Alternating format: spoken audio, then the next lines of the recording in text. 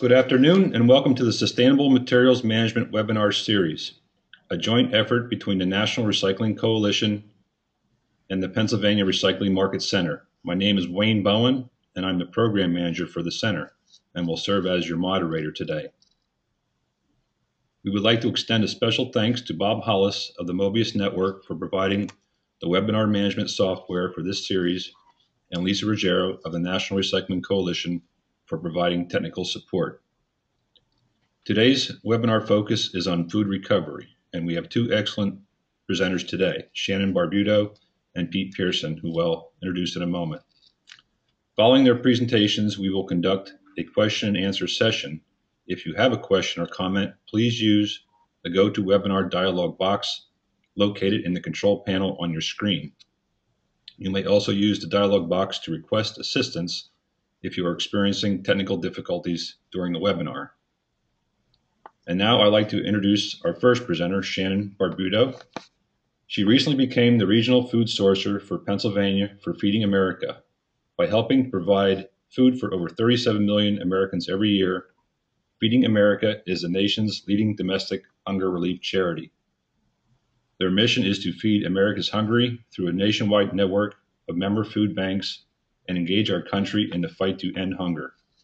Shannon has spent the past 17 years of her professional career in marketing and sales roles for food service and food sourcing organizations, creating sales plans and building relationships across the industry. Previously, Shannon was a director for food sourcing for City Harvest, Inc. In that role, Shannon and her team procured 29 million pounds of food annually. As a regional food sourcer for Pennsylvania, Shannon will continue to bring her energy to secure product donations from food manufacturers within Pennsylvania in conjunction and collaboration with local Feeding America member food banks. Shannon is a graduate of Converse College with a BA in Political Science and Business Management. She put her interest in political science to work in 2007, serving as surrogate speaker and liaison in upstate New York for the Hillary Clinton for President campaign. And Shannon, I will turn it over to you. Great, thank you, Wayne. As Wayne said, I am concentrating on feeding the hungry, primarily through food recovery. Currently in my role in Pennsylvania, I source fresh produce from the agriculture industry through large farms and wholesale produce companies. There's my presentation. Waste not, want not, a new way to partner in waste reduction. So we've learned that there is a tremendous amount of food that goes to waste in the United States, and that we can use this food to feed the hungry. This is a pyramid hierarchy put together by EPA, the Environmental Protection Agency, and it really shows you what we should be doing to eliminate food waste and keep it out of the landfill in order of importance. Of course, the first thing is to reduce the amount of food wasted, and companies now, manufacturers, are having tighter inventory controls and tighter ordering and buying to reduce the amount of waste before it's ever produced. Obviously, secondly, is to feed hungry people, to donate extra food to food banks, soup kitchens, and shelters. We are an organization of 202 food banks across the United States. We serve every county in the United States, and we do that through a very dedicated logistics team, many trucks on the road, and large warehouses, and then smaller entities, soup kitchens, and agencies that help us. And then I have found I've been able to actually save food that is going to hog feed, that's feeding animals that can actually still be consumed by hungry people. But that is definitely next, is to feed animals on the farm and even zoos. can benefit from that. I'm not an expert in industrial uses. However, I will touch on that waste oils and meat fats can go into industrial uses for making biofuels. The next is composting, which is wonderful to make valuable soil amendments. And across the spectrum, it just increases the health at your facility when food waste is put in separated from your other trash. You know, it prevents rodents and insects. Placing food scraps in closed, leak-proof, durable containers to go to compost is just beneficial in so many ways. So, and you can see over here the food weight in tons. I didn't touch on that, but I'm sure you guys saw it. Any food waste is any solid or liquid food substance, raw or cooked, which is discarded or intended or required to be discarded. Food waste are the organic residues generated by the processing, handling, storage, sale, preparation, cooking, and serving of foods. The scope is quite amazing. 39.7 million tons we're at now, which is 79.4 billion pounds. An example of a dent that we are making, when I was with City Harvest and Food Rescue in New York City, we were able to rescue 39, now 42 million pounds of food a year. And that comes from every area of the food industry, from farms, from retail, groceries, from wholesale food wholesalers, and then down to restaurants, hospitals, universities, office, cafeterias, right down to where you're picking up maybe just 100 pounds or even 50 pounds of food. And that all adds up to be a lot of food that can feed and get out to feed a lot of people in a very short time turnaround. And this just shows you, you can see the different percentages of food waste. And we haven't tackled residential waste yet, but you can see that in our own homes, 44%. I'm sure that is something we're eventually, because hunger is such a huge problem, that we are not going to see the end of hunger if we don't increase our food. So we are in discussion about how to eliminate and reduce residential food waste.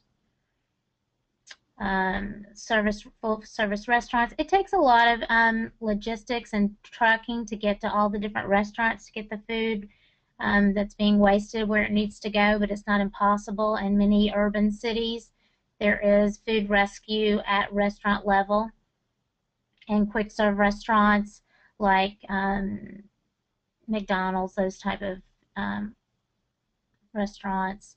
Grocery stores has become a tremendous area for us of growth potential, and we are capturing across many different large grocery chains food that would otherwise go to waste, and we're just so thankful and appreciative for those donors of food. Institutional, that's more like the schools and the hospitals.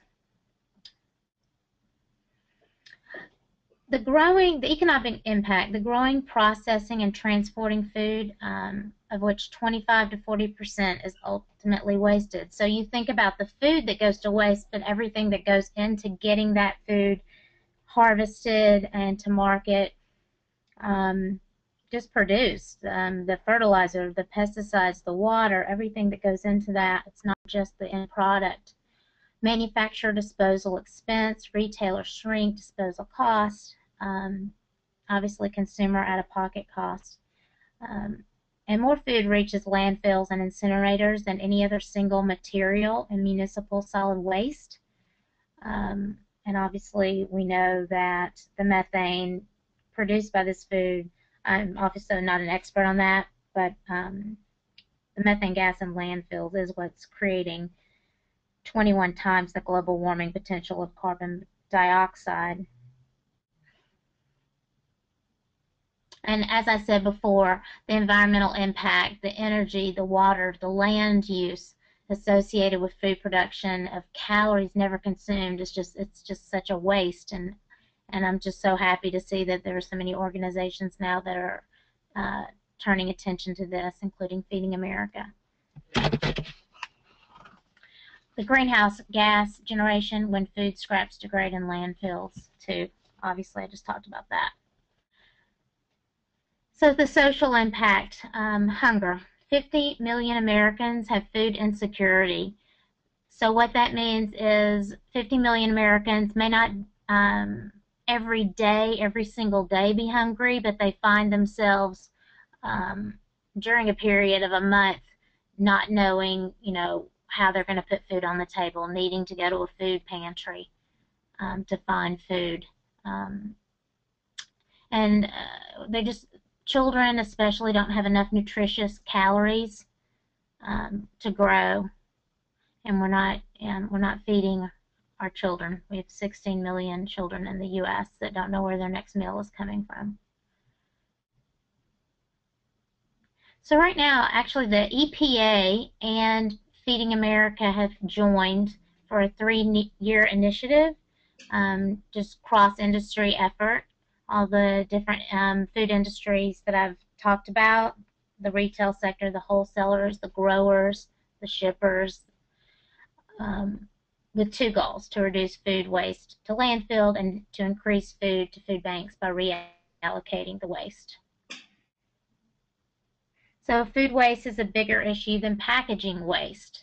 Packaging waste is a tremendous part of that. This really is an interesting, it shows you the breakdown with the food scraps. Food that's probably, most of that is still food safe. That can still be passed on to a food bank or food pantry, 21%. And then you see it broken down by yard trimmings at 8%, paper and paperboard 16%, plastics 17%, all the way around. But you can see the food portion is large, the largest, and we can definitely tackle that, and we are. These are a lot of our partners, and we have Super Value, Pete, that's going to go on after me, such a tremendous partner to us. But a lot of the large manufacturers, the Sara Lee, the Campbells, not only are they helping us donating product that may be short dated, that may have been mislabeled, that they can't sell, product that maybe was just mixed with too much salt or too much the recipe just got off, but it's still perfectly great food.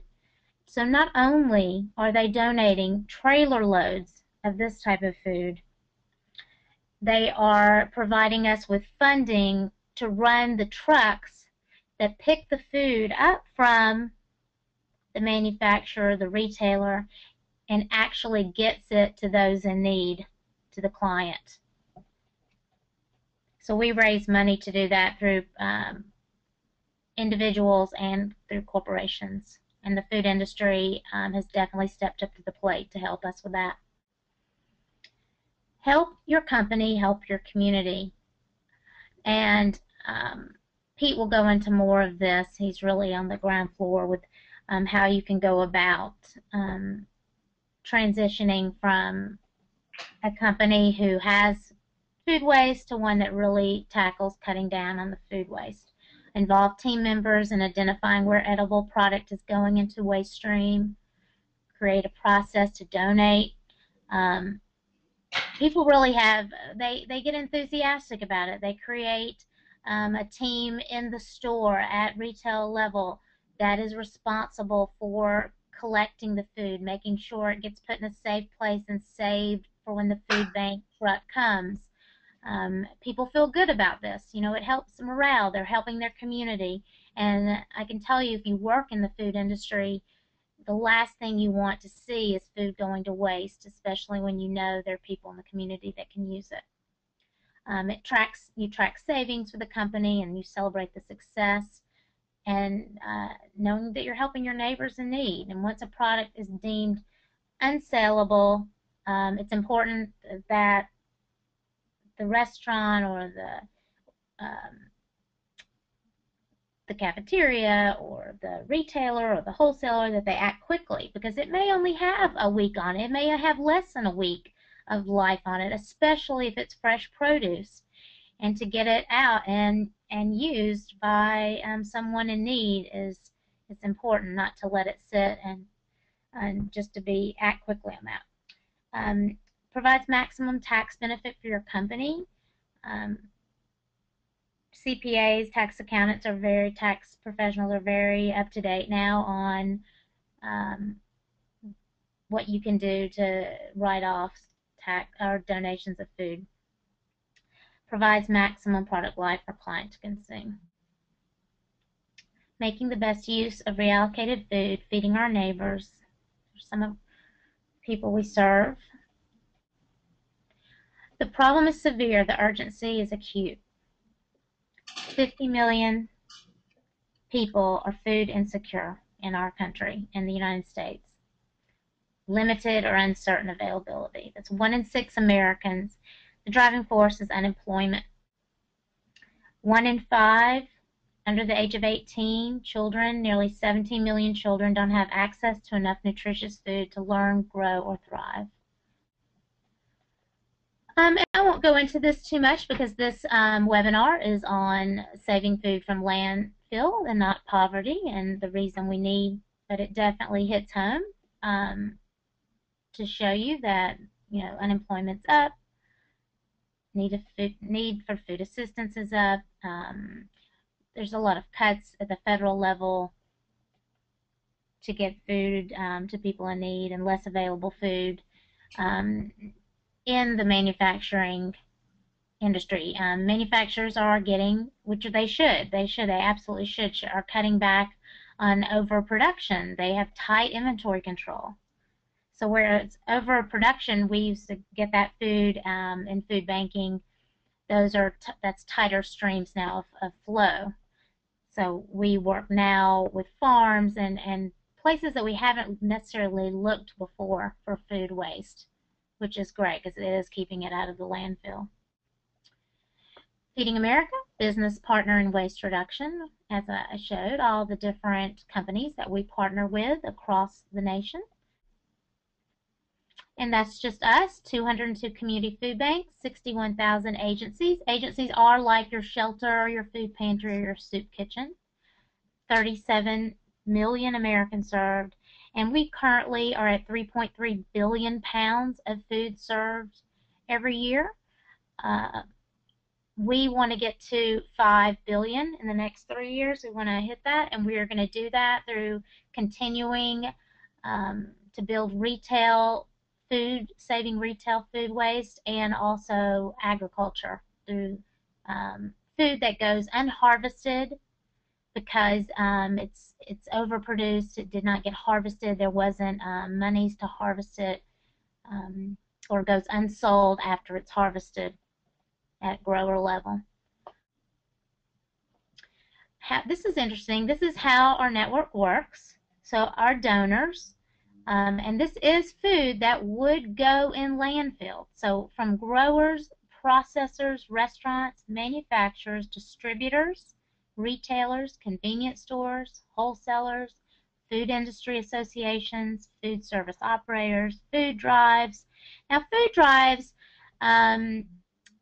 is something that a person, generally the consumer, is going and buying from a grocery store and then taking it to a food drive, whether it be at a school or at their company doing a food drive. So that's not necessarily food waste, but it is a small amount of where we get some food from. And then the USDA, there is a program called TFAP where the USDA, for example, when we had a drought this year across the nation and the farmers were suffering so much because of drought, USDA purchased potatoes to give to food banks, and that helped the farms and it helped feed the hungry. Feeding America Network, we use the latest technology.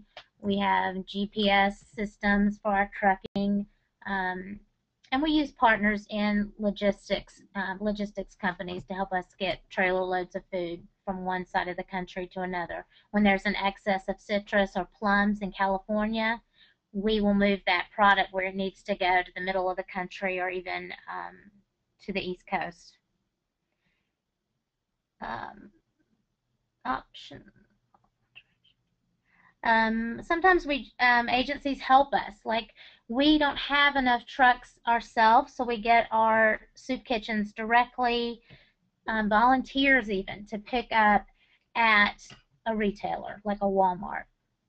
And our agencies are the food pantries, and as you can see down the list there, senior centers, daycare centers, homeless shelters, 37 million hungry Americans, victims of disaster. We're very active right now with Hurricane Sandy relief, getting food where it's needed, where people's, maybe the store in their area where they used to buy food was flooded and they have no access. And this is just our collection and distribution network that we're serving 50 states, the District of Columbia, and Puerto Rico. And this is sort of backing up. Food safety comes first. So after all this is said, not everything can be saved. There are some times when the food is not safe and does need to be disposed of, discarded. We practice serve safe and all the Board of Health regulations. If food has been held out of time and temperature, or if it's been improperly handled, for any number of reasons, the food could be deemed unsafe.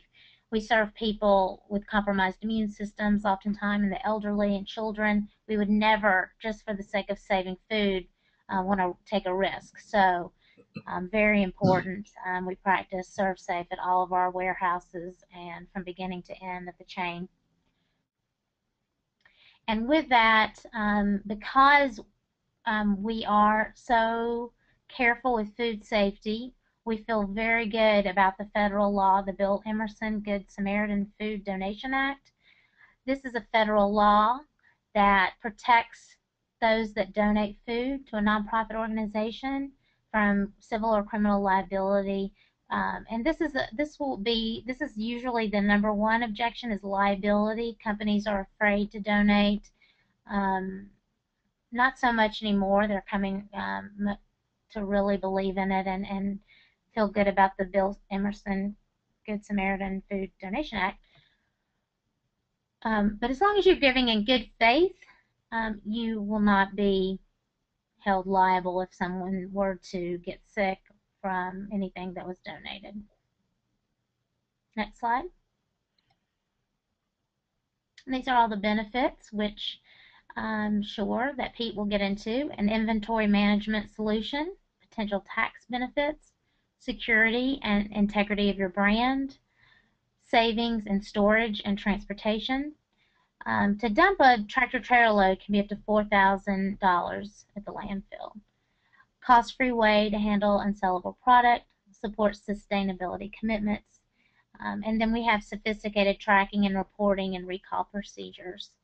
We make it very easy to keep up with how many pounds you donated for your tax reporting, and we have very sophisticated recall procedures as well. Product donation opportunities. You can just see here all the different types of food that we can take.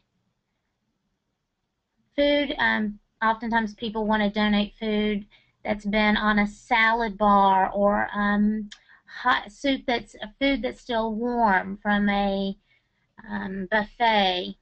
The food needs to have never been exposed to the elements where, let's say you're on a salad bar and someone could have contaminated that. That cannot be donated. And product that is still hot, it needs to be chilled properly according to ServSafe. But most everything can be donated. A lot of times manufacturers will be testing product, and that can be donated. Sometimes there are cans that don't have labels. We have volunteers that will come in. We call those cans brights, those large cans of food. And volunteers will relabel properly that product so that it can still be used.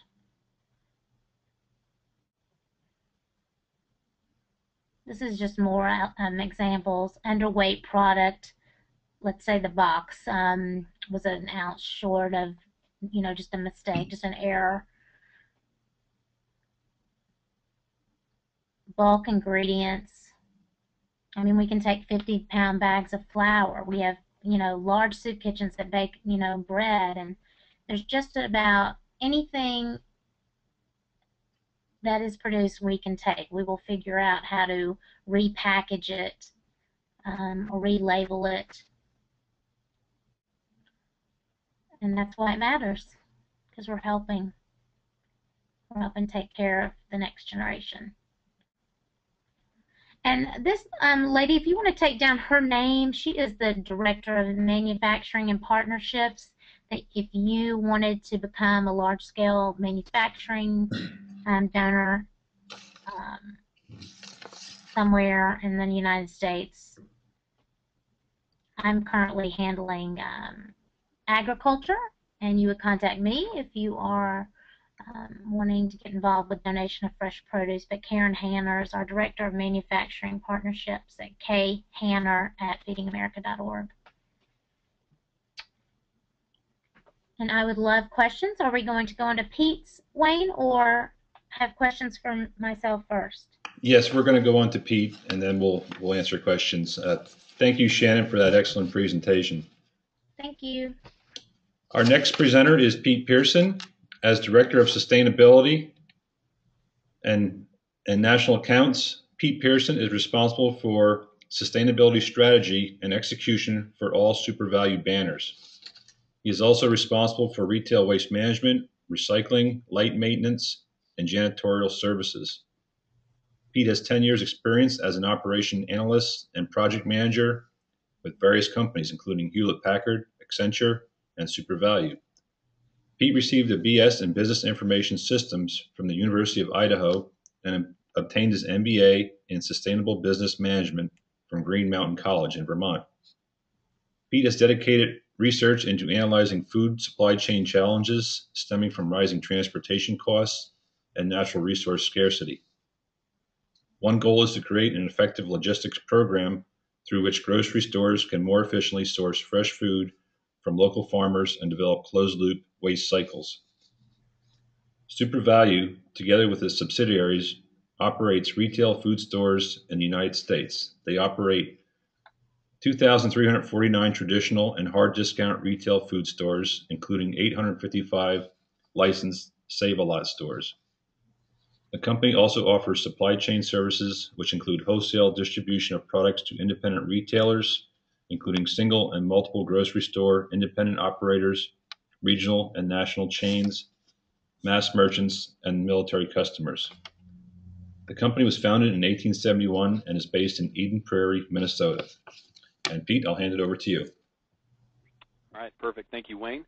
Thank you for letting me be here today and talk about something I'm personally just really passionate about. And I like to open it up with just a why sustainability kind of topic and what is my job. And I get this a lot, what does the Director of Sustainability do? And I love this question because I also get a lot of nicknames. And my current favorite is Corporate Hippie, which I take I love it.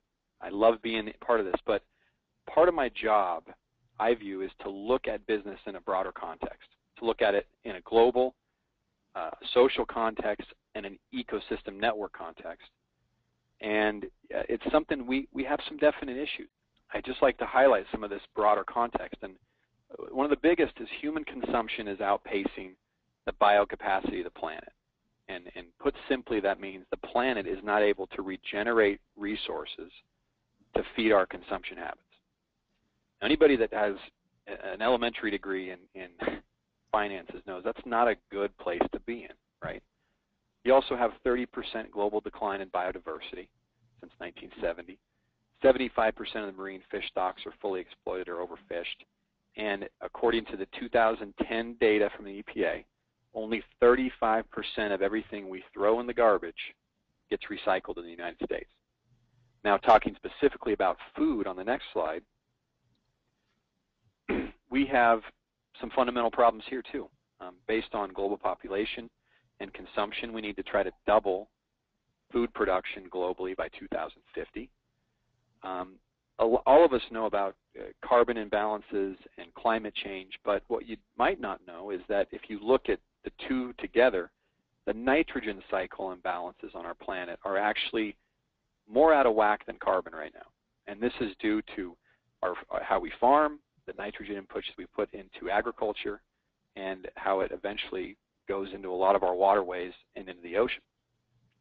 Water shortages globally are increasing, and the big thing, I think retailers are in a great position to spread awareness with consumers on what this means to them, what it means on the shelves, and what we need to change. And so that's what we're going to talk about today. This is part of my job. This is me right here. This is part of what I do is I am the trash man. I know what's in our garbage at all of our retail locations, and we're really trying to heighten awareness on what we throw away. This shows, Wayne on the introduction talked about who SuperValue is, and this is who we are. We are Albertsons in the West, right? We are Cub Foods in Minneapolis and Hornbachers, and in the Midwest it's Shop and Save, Jewel Osco in Chicago, Save-A-Lot stores all over the United States. In the East Coast, in the Northeast, it's Shaw's and Star Market, Acme Market, Shoppers, Farm Fresh. Right? These are the brands that our consumers interact with, and that's who SuperValue is. And this is who we represent, all the grocery stores.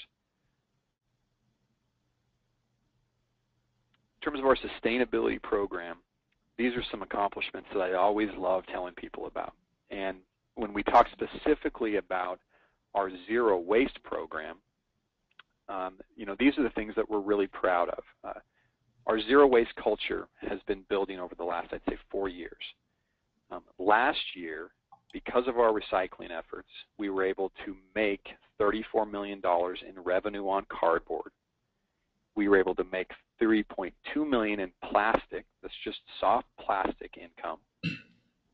$3.4 million in reduced annual waste hauling expenses. So this is the bill we get from the trash companies to haul our waste. That's going down.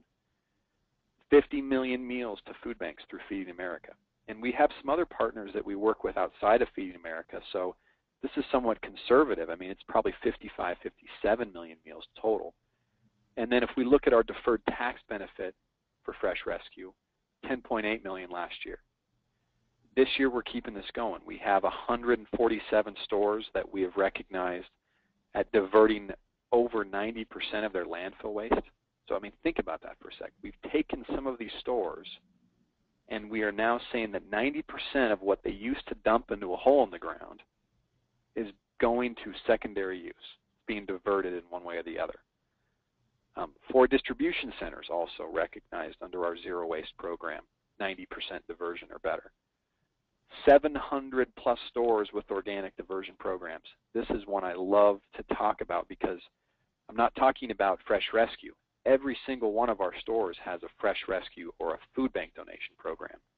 This is stores that are utilizing composting or some type of organic waste diversion method. And that's of the 1,100 stores that we own directly, 700 have these programs in place. And that is just amazing. I think we've seen this jump hugely just in the last 2 years. What this has also done, I mean, we started this journey talking about zero waste in the context of the things that we put in the trash. And I'd say over the last year or two, it started to evolve into a broader definition of what zero waste means to our culture as a company. And really, when you get down to it, it's zero waste to landfill. It should be zero waste of energy, right? Let's start taking a look really closely at what kind of lighting we have, what kind of usage of electricity we have, and let's have zero waste policy on electricity. And now we're shifting it also to water, right? All 3 of these things as a cultural component, they're going to save you money, I guarantee that. But it's also a tremendous help to the environment and social to be doing these things, and it's been met with amazing responses in our company. For me, as I've done a lot of research, things fundamentally shifted when people in Boston wanted to have a California salad in the middle of winter, right? And so 100 years ago, this is how it started. It started with refrigerated lines. The next slide will show some guys filling up this is how they did refrigeration back in the old days. They filled these compartments with ice, and off it went to Boston with a fresh salad. And the symbol of all this has been the perfect tomato, which is on the next slide. Grocery stores and our culture, I mean, this is what we're after. We're after the perfect everything when you go into a grocery store. And it's great. My grandmother used to talk about this all the time. She was amazed before she passed away at walking in the grocery store, and she would just see nothing but perfect produce. And this is something relatively new. This is, in my lifetime, I take it for granted. But what this leads to is tremendous amounts of waste.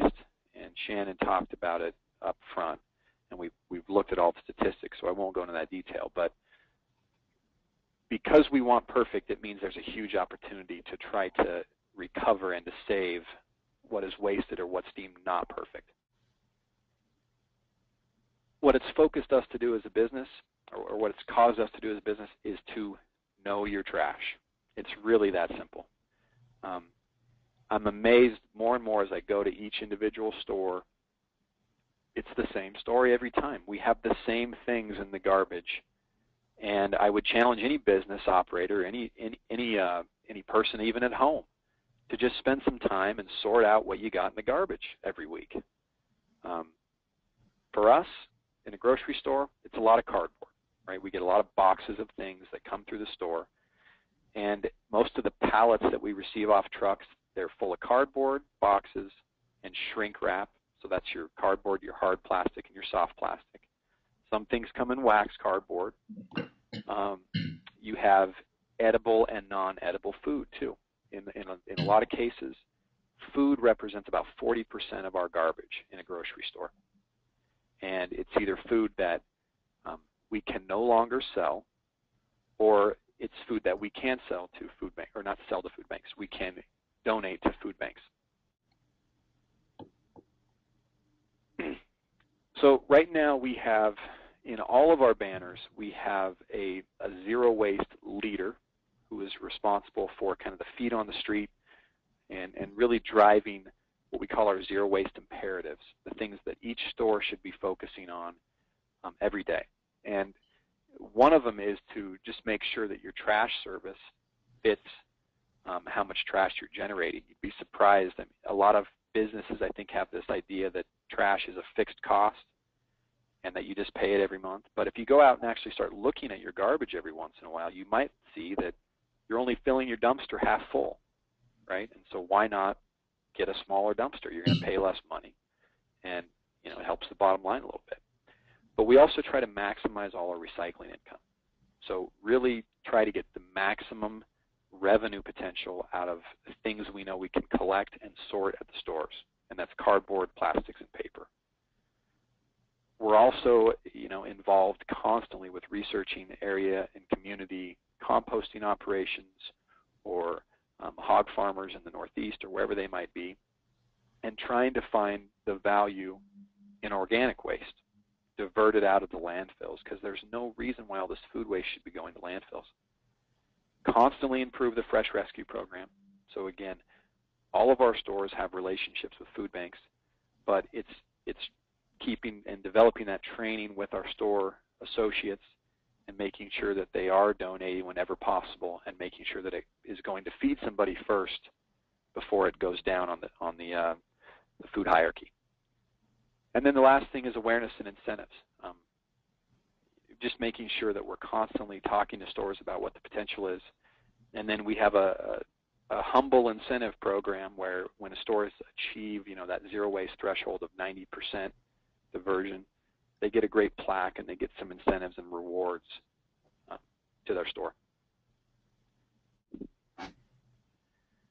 This just shows what some of the numbers have been over the last 4 years for super value. So this is taking into account all of the waste and recycling financials over the past 4 years. And you can see the blue bars.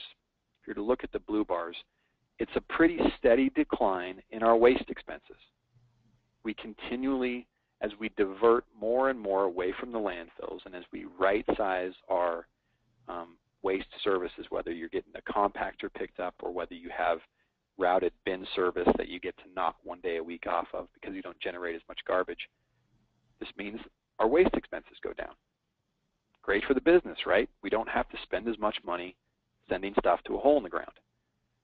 But what it also does is the green bars represent our recycling income. And as you start diverting more of this away with the intention to sell it when you can, and again, we're making the most money right now off cardboard and soft plastics and plastics. But I can honestly see the day when unedible food waste will be a commodity just like cardboard. I see the day when we might be selling our food waste to people who are trying to create energy from that food waste, or who are really taking composting to the next level and making designer composts for certain types of crops, right? Feeding that back into our soils. So what we're starting to realize all the way from our CEO all the way down is that what we have in the trash can is money.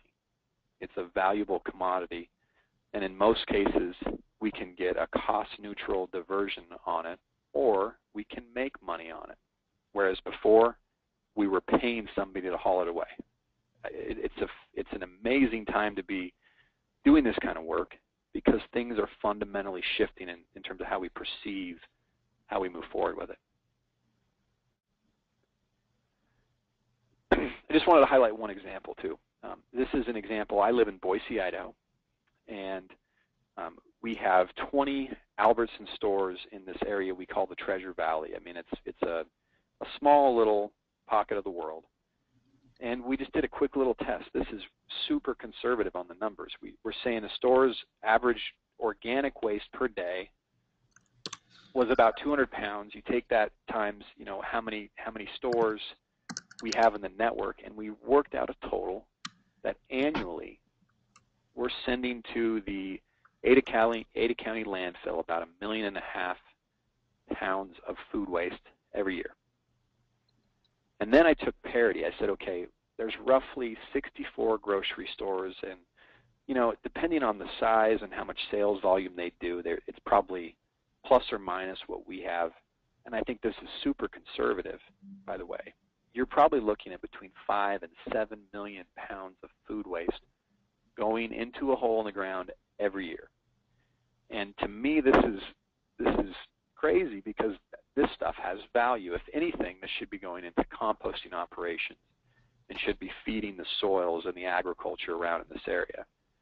But the great news is that in communities all across the country, this is changing, right? They're starting to realize that this is not the way we should do business, and we should capture the added value this material has. So just a quick snapshot on what it looks like just in one community with a handful of stores. I think it's important, Shannon mentioned that there's a lot of partnership opportunities. She represents Feeding America, and I just wanted to highlight why I think it's important to have these critical and legitimate partners. One of the philosophies we've had for a long time is we want to make sure that when we're donating food as a grocery store to a food bank, we don't want to discriminate. We want to help people, right? But there are some things that you really need to watch out for if you do decide to do this. The one thing Feeding America gives you is, access to data and reporting, and really gives, a company our size, the ability to understand how much we're doing and what impact we're having. So data and reporting is a big deal for us. But what they also have is a good traceability program and a process that they make sure food banks are using to ensure the two big things, which is food safety and the ethical handling of the products that are donated. unfortunately, I mean, there's some that can take advantage of this type of a program, and we've had instances where we're donating to an agency and they're selling it on the corner and making some money off it. And that's not what we're intending to do with this product, right? This product is meant to go to feed hungry people. The other thing is food safety, and Shannon talked about it a lot. It's really important that these things are handled properly, that there's the proper cold chain for any products moving through the system, and we take it very seriously. So again, having these partnerships like Feeding America is critical. And then from an incentive standpoint, being part of the EPA Food Recovery Challenge I think is great because it kind of adds this competitive, fun element to it. And again, it really helps to understand what kind of impact we're making through the data and the reporting that we're getting through the program. Something I added a little late, and this is really fun to me because this just happened this year. And again, Shannon mentioned this is a big part of her job, is to look at agricultural surpluses and the things that are happening before it even hits the shelves in a grocery store. So what we did is we teamed up with several companies in Minneapolis this fall, Seneca, General Mills, Cargill, Second Harvest, Heartland, just to name a few. And we made the commitment to try to save corn from the fields. A lot of people might not know this, but what happens is, you can never predict Mother Nature. And each year when the corn is harvested, it comes to a plant where a General Mills wants to make green giant corn. They want to can corn or they want to freeze corn. And what happens is you get so much push from agriculture to feed it into this processing system. And what happens is you run out of capacity, right? You're not able to process enough corn quickly enough, and you just can't keep the corn. It'll spoil eventually. And so what happens is a lot of that just gets left in the field. It's called agricultural surplus. So this group took it upon ourselves to pilot a program where we're going to try to save as much as we can. So what happened is we brought it to a staging facility, and then Super Value, we were able to donate volunteer time in our trucks where we would load it on the trucks. The trucks are refrigerated, so we bring it down to temperature, ensuring that's safe and food safety in a cold chain that's compliant with food safety standards. And then we were able to ship that to Second Harvest for distribution to, I think it went to 10 states. And when all was said and done, over the course of 3 or 4 weeks, we had 600,000 pounds of corn that we saved, represented 465,000 meals, right? And this is just one place. This is Minneapolis, one place, 3-4 weeks out of 1 year, and one product. We might have been able to do this for peas and who knows what else, right? But the numbers to me were just staggering. I mean, this is something that's happened probably every year to have this kind of surplus. And it just is, there's traditionally been nothing to do with it. So we're starting to prove these models to where it can be saved, it can be harvested, and it can go to a great use. So I'd like to wrap up my presentations when I can with just some kind of words of wisdom. And this is a really great book. I mean, for anybody that's interested in this whole idea of waste cycles and how do we, not have food waste, all these things, buy the book Cradle to Cradle. One, it's plastic, waterproof. You can read it in the hot tub if you want. But I always love this line. We begin to make human systems and industries fitting when we recognize that all sustainability is local. We need to recognize interdependence, the interdependence that we have between each other. And the elements of human design are entwined and depend upon the natural world. I am a strong believer that we can have a world of zero waste, and we're starting to push the edges of this and changing people's minds about how they go to business and what we do waste. We still live on a world of abundance and biodiversity. And even with all the doomsday predictions, I think we can still turn it around. And when you get down to it, the things that are most important, it's not iPods and iPads, it's clean air, clean water and abundant food. And I think if we stay laser focused on that as a culture and as a businesses and as individuals, I think we got some great things ahead and a great future. So that's it. All right, thank you, Pete. Again, an excellent presentation. And again, thank you, Shannon. We're now going to field some questions for our presenters. Again, if you have a question, please enter them into GoToWebinar dialog box. We do have some questions on already, so I'll start with the first one, and I believe this one goes to Pete. What are retailer shrink costs? What are retail shrink costs? So a retail shrink is anything that you can't sell, and it's product you lose, right? It's either something you have on the shelf that you're just not able to sell.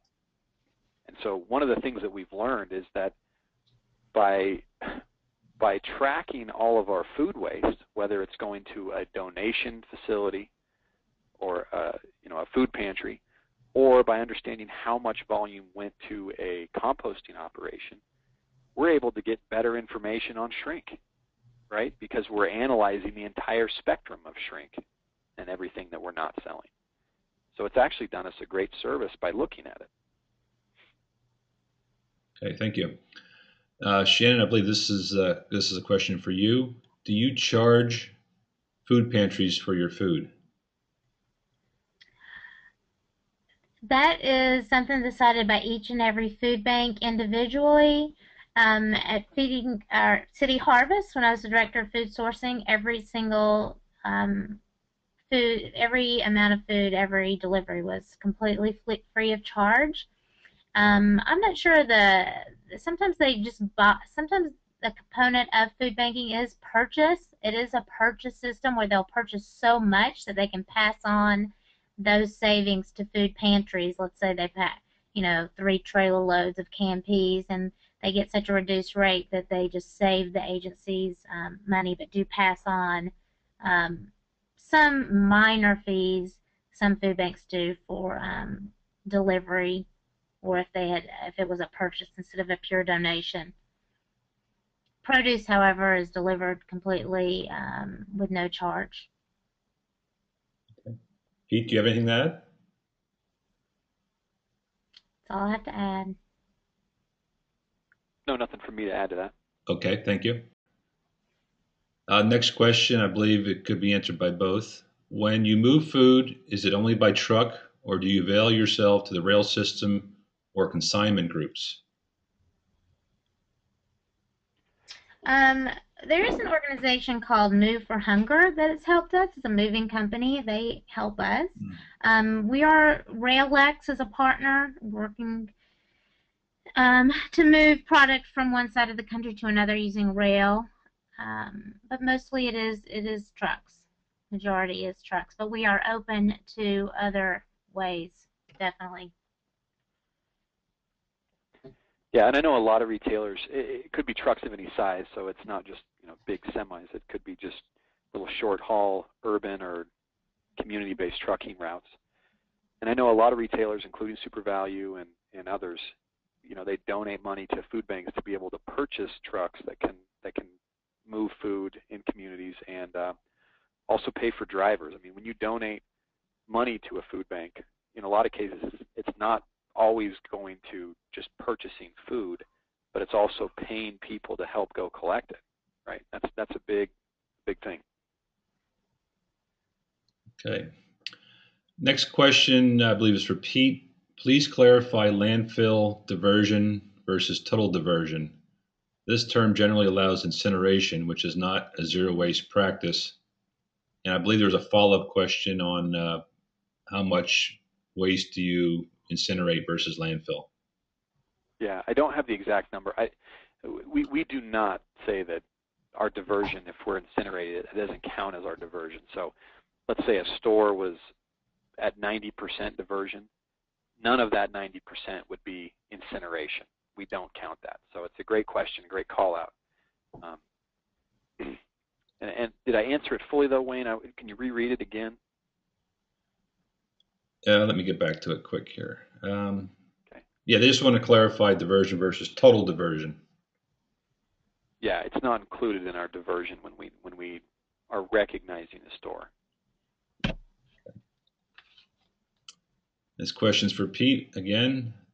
Of the 147 stores recognized as zero waste, are the names / locations of those stores available? This person is curious for good business examples in his area.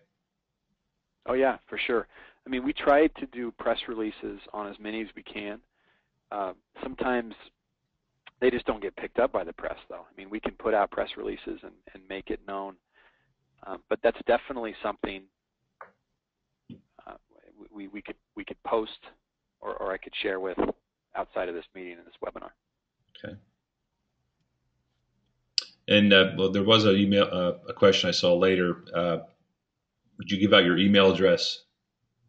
If you want to do that now, that would be fine. Sure. How many people do we got on the call? 149. That's easy. Okay. It's really simple. Pete.Pearson@supervalue.com, and it's Pearson. Okay. This question is for Shannon. If there are 50 million food insecure people in this United States today, what has that number been historically? It's gradually risen. The last statistic was 47 million. I think that was 2009. Prior to that, I'm not sure the exact statistic, but it has not dropped Okay. in many years. Okay. Question for Pete. Do you include employee impact on sustainability in their job evaluations? And if so, how? We don't. It's not a formal piece of our performance reviews every year for every associate across the company. But I will say that when we talk about our zero waste program, especially zero waste of energy, zero waste to landfill, I mean, this is something that, you know, I think in a majority of the stores you can walk in and talk to associates and they would tell you that it's something they're working on and something that's a big deal to a lot of people. So not formally part of the performance reviews. I would love to see an element of that in our performance reviews, but it's not currently. Okay. This question's for Shannon. How is the food bank industry working with grocers and farmers to get more fresh food instead of packaged / processed food to underserved populations and children? Well, not just populations of children, although we do direct food to after-school programs and do have training or just sort of teaching children what food, what different food items are that, like what's a pineapple and where does it come from? And so we do education like that for children, and we do programs where we send food home on the weekend on Friday that's now starting to be produce that we send home in a backpack or a bag with children for the weekend. So we are getting a lot more fresh food out. But how we do this is we are growing our team in produce at Feeding America with people such as myself, regional produce sourcers. And we started with a gentleman in New York State 3 years ago to directly work in the ag industry. And now we have myself in Pennsylvania. We have an individual in Wisconsin. We just brought on Texas, Florida, Arizona, Idaho, and we're looking to add a person in North Carolina soon. In Georgia, I think we have 13 individuals on mark to just focus on produce, fresh produce. So that is how we are going to get to our next 2 billion pounds of food. Yeah, the one thing I do want to add too, when you talk about retail, this is it's a great question, and it gets super tricky because on one hand, a retailer in a grocery store is trying to sell food. That's how we make money, right, as a business. On the other hand, we're giving it away when we can't sell it. And what happens is with certain things like dairy products that are just outdated, there's a period of time when you can still donate it, it's still safe, but it's just expired the expiration date, right? So that's easy. Produce is more difficult because what we like to do is to discount it down when it starts getting older and trying to still sell it and really walk that line of when we can and can't sell it. And then by the time it's unsellable, what happens is you have to have it picked up almost every single day by the food bank, or else it's going to completely spoil and it's unedible. So in a lot of places, you just don't have that everyday routed service to the grocery store. And that's the fine line you always walk. You know, you want to do the right thing, you want to donate it, but you also want to sell it when you can. And for produce, it's a really fine line to walk.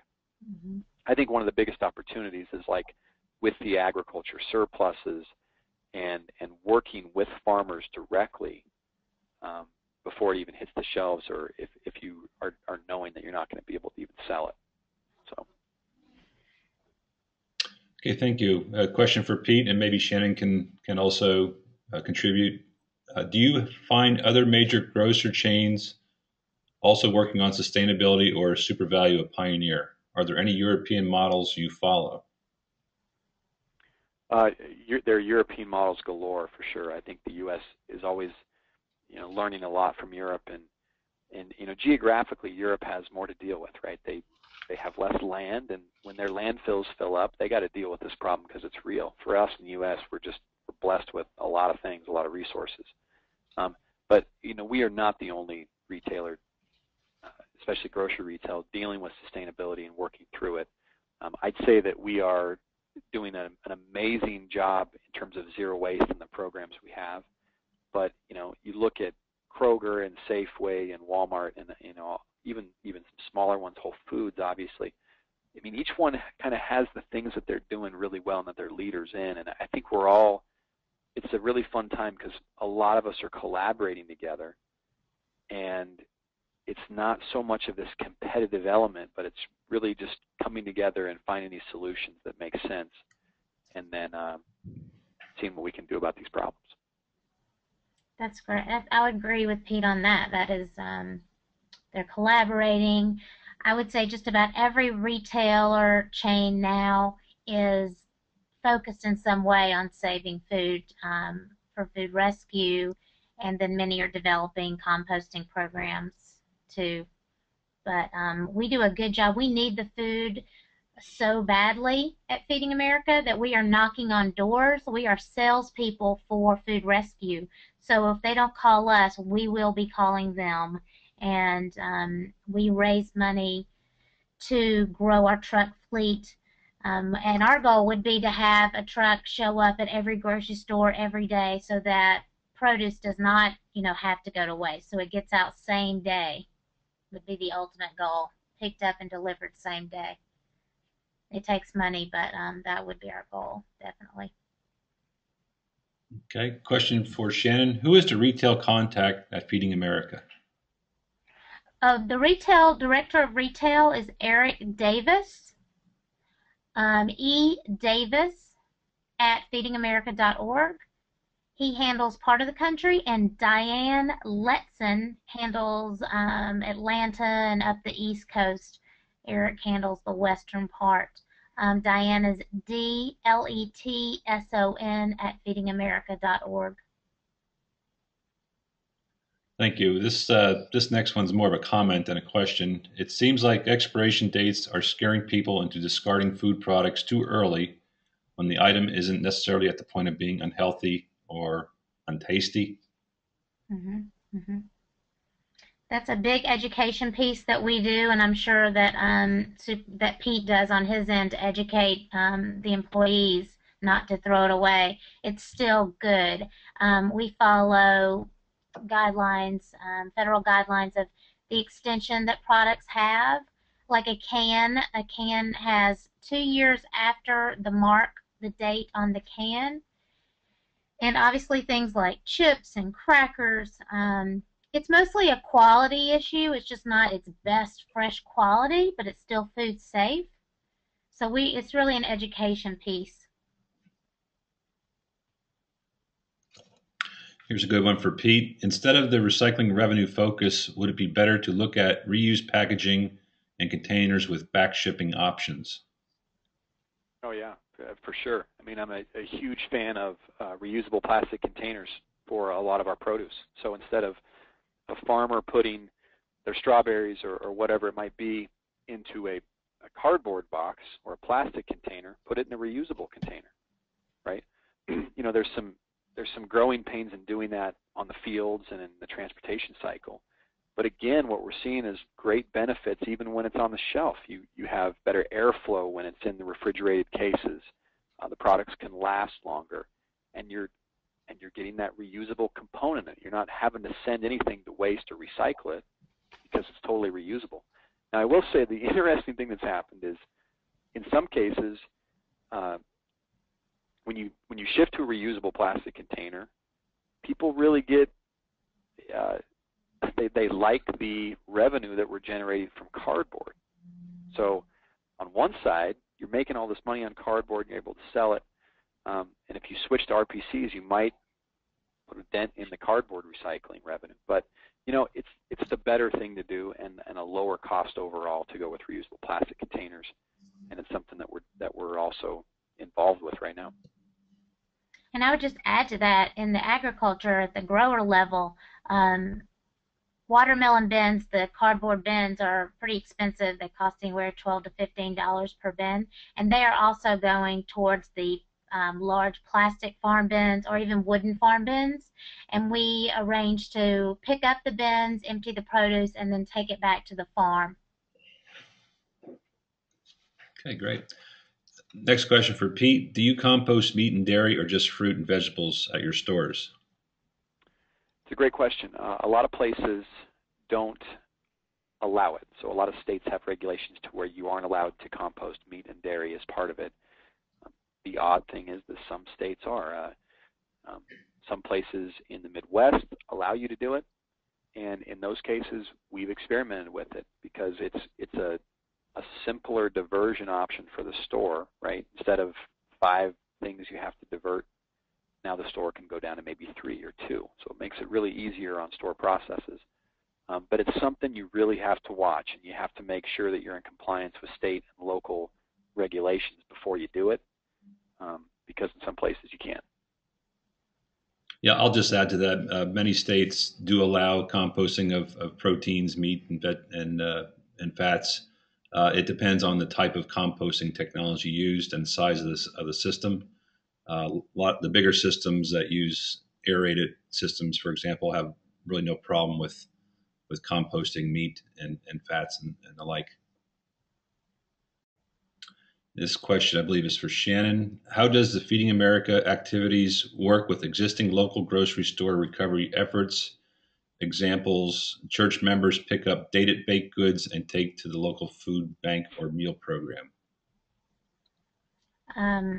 So because of limited trucking, and because in some areas the food bank may be, as much as 2 hours from the grocery store, and we may have 600 different agencies in our area, we will partner with an agency, and these are agencies that we visit frequently. We monitor their handling processes. We monitor their food safety, how they're distributing the food, and they have to be a part of us and to be labeled Feeding America.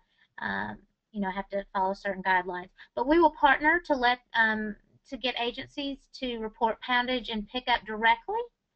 And we make sure that they have proper handling too. If they're picking up something that needs to, be in a cold, we'll use cold blankets, freezer blankets, or that sort of thing, if they're picking up in a van instead of a refrigerated truck. But we definitely count on to pick up at many different grocery stores. We count on our agencies directly. I hope that answered the question. Yep. Okay, I think we're out of our allotted time. Again, thank you, Shannon and Pete, for these presentations and answering the questions.